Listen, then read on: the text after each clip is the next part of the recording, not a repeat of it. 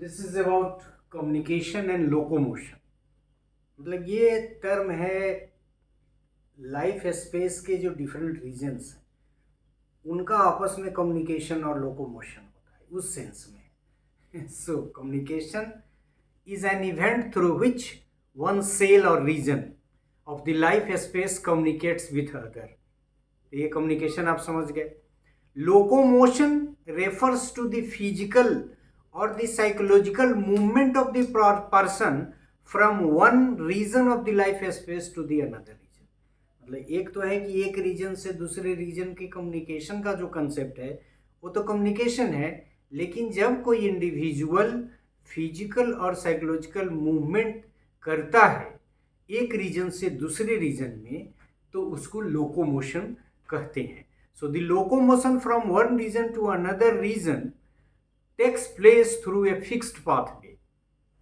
मतलब ये कह रहा है कि इसका जो पाथ है, मतलब एक रीजन से व्यक्ति जब दूसरे रीजन में फिजिकली या साइकोलॉजिकली जाता है तो उसका पाथवे फिक्स्ड है और उस पाथवे को क्या कहते हैं, this is called a hodological space. मतलब व्यक्ति जब एक स्पेस से लाइफ रीजन से दूसरे लाइफ रीजन में जाता है होडोलॉजिकल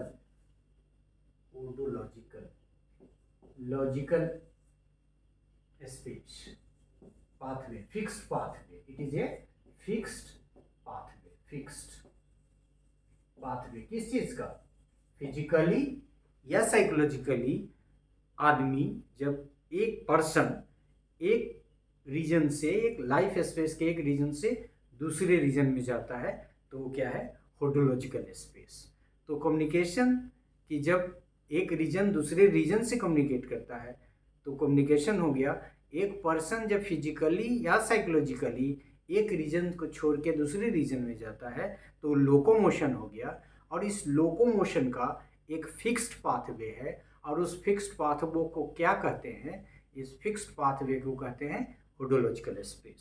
सो the both the concept rather three concepts communication, locomotion and hodological space is related to the different regions of a life space.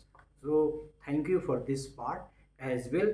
communication and locomotion से ही संबंधित डायरेक्ट दूसरा part हमारा है, वहाँ थोड़ी सी और चर्चा होगी इसकी। Thank you.